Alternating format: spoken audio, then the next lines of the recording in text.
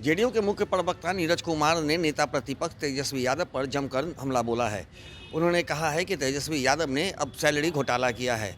बता दें कि नीरज कुमार लगातार आरजेडी और खासकर लालू परिवार पर हमलावर रहते हैं और उन्होंने पूर्व में भी कई ऐसी बातों का उजागर किया है और कहा है कि लालू परिवार लगातार घोटालों में लिप्त रहता है, जिसके बाद एक बार फिर से उन्होंने तेजस्वी यादव पर हमला करते हुए सैलरी घोटाले की बात की है। इस पूरे मामले को लेकर के क्या कुछ कह रहे हैं नीरज कुमार, आइए सुनाते हैं।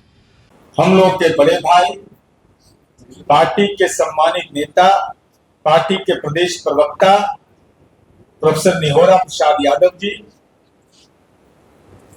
हमारे छोटे भाई और पार्टी के प्रदेश के प्रवक्ता अरविंद निषाद जी, इलेक्ट्रॉनिक, प्रिंट एवं छायाकार मित्रों, अभी माननीय प्रोफेसर निहोरा यादव जी ने और अरविंद निषाद जी ने जिन बातों की चर्चा की, जननायक कर्पूरी ठाकुर, जिनको माननीय मुख्यमंत्री नीतीश कुमार जी के सतत प्रयास, विधानमंडल के सर्वसम्मत प्रस्ताव के आलोक में गुदड़ी के लाल को आदरणीय नरेंद्र मोदी जी ने भारत रत्न दिया।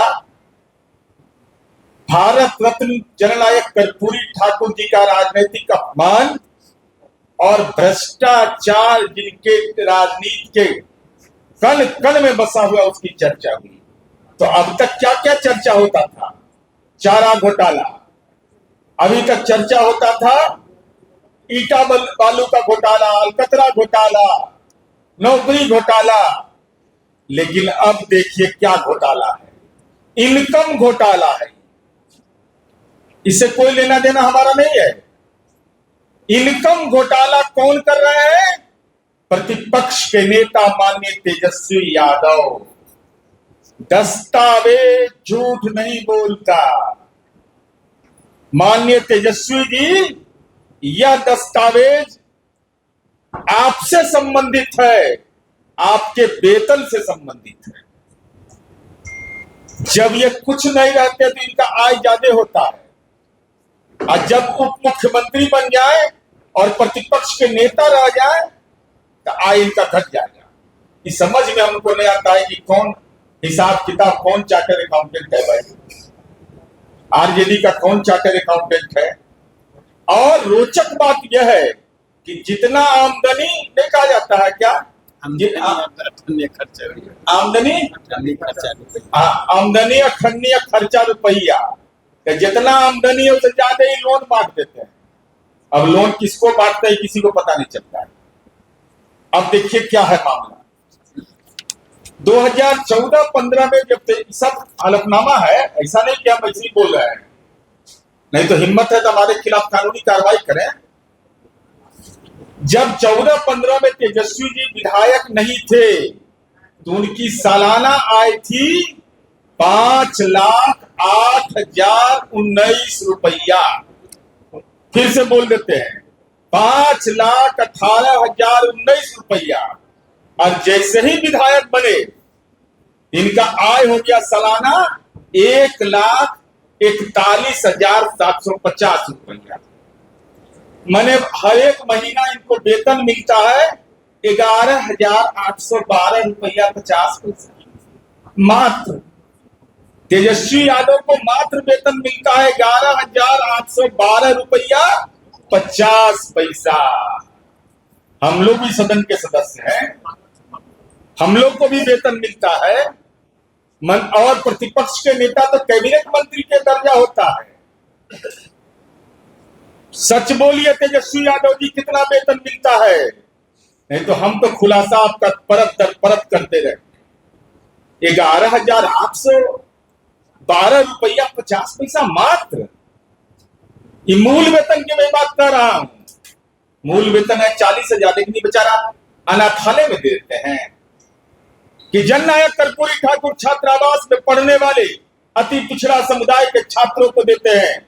यह बताइए कि डॉक्टर भीमराव अंबेडकर छात्रावास में पढ़ने वाले दलित बच्चों को आप अपने वेतन का पैसा दे रहे हैं।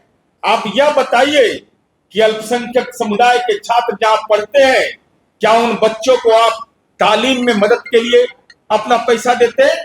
11,812 रुपया 50 पैसा। अब देखिए 2015 के चुनावी घोषणा पत्र में लिखते हैं कि 1,13,00,000 का व्यक्तिगत कर्ज दे दीजिए। अब बताइए तो भाई 11,812 1,41,750 रुपया आमदनी 18-19 में। अब 15 में कर्जा दे दिए 1,13,00,000 का व्यक्तिगत कर्ज दे दिए। अब कर्जा गुम कर दिया, सत्ता में आए गुम कर जाना जिसको नहीं कहते हैं। 2020 में 4,10,50,000 हो गया। माने 15 से 20 तक में तेजस्वी जी ने 3 करोड़ रुपया कर्ज दे दिया। आमदनी मात्र 89,75,360 रुपया, 80,75,360 रुपया। कर्जा दिए 3 करोड़ रुपया। ये कहां से आया? ये मार्जिन मनी कहां से आया तेजस्वी यादव? या बताइए लोगों को, बिहार की जनता से जानना चाहती है कि 3 करोड़ का लोन आपने कहां से दे दिया लोगों को। अब चलिए आगे बढ़िए। किसी का आमदनी बढ़ता है घटते, सीटवा नहीं घट गया, वैसे का घटते जा रहा है सब। अब विधायकों की आय बढ़ती है लेकिन तेजस्वी यादव की घट जाती है। 14-15 में जिस तेजस्वी यादव की सालाना आय मात्र 5,18,019 रुपया था, अगले ही साल 1 गुना नहीं 8 गुना बढ़ गया। 8 गुना। कौन बिजनेस करते हैं बस पता नहीं चलता है। आप लोग भी सीखिए, आप लोग को भी सीखना चाहिए, हम लोग को भी सीखना चाहिए कि कौन धंधा करे जिससे इतना बिजनेस टॉप क्लास में जाए कि 21 साल में 8 गुना। मैंने एकदम चक्रवृद्धि ब्याज कितना चक्रवृद्धि ब्याज है तो पता नहीं चलेगा, गिनना पड़ेगा। और 15-16 के दौरान मात्र 4 महीने के लिए बिहार के उप मुख्यमंत्री कार्यालय में उनकी सालाना आय हो जाती है 39,80,490 रुपया। एक विधायक बनने से पहले और उप मुख्यमंत्री बनने के बाद आय से 8 गुना का अंतर है। आप लोग भी सवाल हमसे पूछते हैं कि आप लोगों ने गठबंधन क्यों तोड़ लिया? और इसी कारण से तोड़ा कि जो सैलरी में घोटाला कर सकता है, जो अपनी आय का घोटाला कर सकता है, वो लोकतंत्र के मूल्यों की धज्जी उड़ाता है, लोक लाज नहीं है। तो ऐसे लोगों से गठबंधन का औचित्य क्या है? अब एक कदम और आगे चलिए। 15-16 के दौरान 16-17 के दौरान जब 12 महीने के उप मुख्यमंत्री रहे तो फिर आमदनी घट गया। कि बढ़ना घटना बढ़ना, जरा देखिए खेला कैसा होता है। 16-17 के दौरान तेजस्वी यादव की सालाना आय थी मात्र 34,70,220 रुपया। अब तो अभी ईडी के डर से घटा लिए। ये तो तेजस्वी जी बताएंगे, ईडी बताएगा, हमको तो नहीं मालूम है क्यों घटा लिए, वेतन क्यों घटा लेते हैं आप। और सालाना आय 39,80,490 रुपया था, तो 4 साल में घटकर 1,41,750 रुपया कैसे हो गया? अब सत्ता से हटने का फर्क इतना, ईडी का इतना डर कि विधायक का सैलरी भी जोड़ना मुनासिब नहीं समझते। ये सारे दस्तावेज हैं, ऐसा नहीं कि कोई मैं ऐसे ही बोल रहा हूं। जरा देख लीजिए फोटो किनका है, आप लोग भी देखिए। ऐसा नहीं कि हम दूसरा का फोटो एकदम ओरिजिनल पक्का पक्की एकदम देख लीजिए। फोटो भी उन्हीं का है, हलफनामा भी उन्हीं का है। हलफनामा में कहा जाता है कि जो हम कर रहे हैं सही है, तो बच के नहीं जा सकते हैं इसमें। ये फोटो उन्हीं का है, देख लीजिए, कहीं कोई दूसरे का नहीं फोटो है, अटेस्टेड है, एकदम सत्यापित। कोई दल का तेजस्वी यादव जी से यह जानना चाहते हैं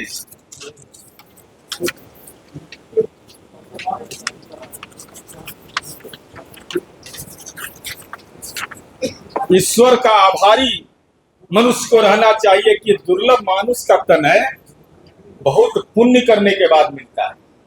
मानुष तन ऐसे नहीं मिलता है, बहुत पुण्य करने के बाद मिलता है। बुद्धि, कौशल, ज्ञान, विज्ञान, प्रतिभा, ये सब ईश्वर के अनुकंपा से मिलता है। इसलिए नतमस्तक रहना चाहिए। घमंड मनोवृत्ति स्वयं से उत्पन्न होता है, तो हम तो केवल यह कह रहे हैं कि स्वयं से सावधान हो जाइए, सावधान, स्वयं से सतर्क रहिए। ये आपका सिग्नेचर किया हुआ एफिडेविट है। माननीय हम तेजस्वी जी से अंतिम रूप से ही सवाल पूछना चाहते हैं कि माननीय तेजस्वी यादव जी, आपकी मासिक आय 11,812 रुपया 50 पैसा कैसे हो गया? मूल वेतन है 40,000, तो आपने ये एफिडेविट में क्यों दिखाया कि 11,812 रुपया 50 पैसा आपको मिलता है? माल गटागट 40,000 और लिख रहे हैं 11,812 रुपया 50 पैसा। एमएलए और एमएलसी के वेतन में बेसिक में कोई अंतर नहीं होता है। हम लोग भी वेतन लेते हैं, तो हम लोग अपने वेतन को छिपा लेंगे? ये तो सैलरी है, इस सैलरी को भी आप छिपा रहे हैं। और आपका पंचवर्षीय आय कितना हुआ? 89,75,360 रुपया। तो कर्जा 3 करोड़ कैसे दे दिया? ये आप ही कह रहे हैं कि हम 3 करोड़ कर्ज दिए हैं। तो आमदनी आपका है 89 लाख, कर्जा 3 करोड़ बांट दिए। वाह, क्या गणित है! चक्रवर्ती का अंगणित भी फेल कर जाएगा। यह हालत है। और 11,812 रुपया 50 पैसा जिसका आमदनी रहेगा, वो चार्टर प्लेन पर जन्मदिन मनाएगा, दिल्ली आवे जाए में खर्चा में टिकट में पैसा चल जाएगा। अब विदेश चल जा रहे हैं, तो विदेश कैसे जा रहे हैं भाई? इतना कम पैसा आमदनी रहेगा आपको, 11,812 रुपया 50 पैसा, इतना कम पैसा कोई नहीं देता हो। तेजस्वी जी छोड़ के कोई नहीं बिहार में। हे भगवान, कहां से प्रतिपक्ष के नेता जो नेहोरा भैया ने बताया कि जननायक कर्पूरी ठाकुर की वो कुर्सी, झोपड़ी का लाल जो राज्य के मुख्यमंत्री रहते, जिनकी पत्नी बकरी चराती थी, वहां के कलेक्टर ने जब देखा उस घटनाक्रम को, तो हतप्रभ हो गया कि राज्य के मुख्यमंत्री की पत्नी इस दशा में, उस पद पर बैठा हुआ व्यक्ति सैलरी घोटाला कर दे, ये तो निश्चित रूप से उस कुर्सी का अपमान। इसलिए तेजस्वी यादव जी, आपकी आय 4 महीना में 8 गुना बढ़ती है, अब 12 महीना बढ़ जाने के बाद घट क्यों जाती है? एक विधायक बनने से पहले और उप मुख्यमंत्री बनने के बाद आय में 8 गुना का अंतर कैसे है? इसलिए हम आपसे केवल, आपके माध्यम से केवल यही कहना चाहते हैं कि बटाई नहीं, दूसरे के माध्यम से नहीं, तेजस्वी यादव जी स्वयं आकर के आप बताइए, यह जो इनकम घोटाला आपने किया है, सैलरी घोटाला किया है, अपने एफिडेविट में जो गलत जानकारी दी है, यह क्या लोक जीवन के लिए महत्वपूर्ण अंग माना जाता है? इसके गुनाहगार और कोई नहीं है, आप स्वयं गुनाहगार हैं। और जरा ये तकनीक बता दीजिए, आजकल नौकरी देने की बात आप ज्यादा करते हैं कि 11,812 रुपया 50 पैसा में कैसे आपका जीवन यापन चल रहा है, कैसे आप विदेश चल जाते हैं, कैसे आप चार्टर प्लेन पर टिकट कटाते हैं, चार्टर केक काटते हैं, इसकी जानकारी दीजिए। और राष्ट्रीय जनता दल के राजनीतिक श्रृंगार में एक और संदर्भ जुड़ा, वह जुड़ा सैलरी घोटाला, और सैलरी घोटाला के जनक माननीय तेजस्वी यादव।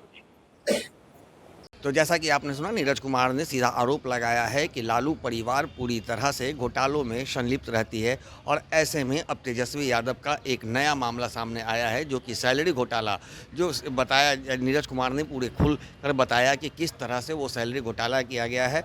जिस तरह से उनके द्वारा जो एफिडेविट में, चुनाव के समय जो एफिडेविट जारी किया था, हलफनामा, उसमें कम सैलरी दिखाई गई है और फ़ायदे ज़्यादा दिखाए जा रहे हैं। तो ऐसे में एक बार फिर से बड़ा हमला किया है और कहा है कि तेजस्वी यादव को इन सवालों को जवाब देना चाहिए, क्योंकि जिस तरह से तेजस्वी यादव ने सैलरी घोटाला किया है, निश्चित रूप से यह कलंकित करने वाला बात है। सहयोगी रीति के साथ ज्ञानेंद्र वर्मा, दर्शन न्यूज़, पटना।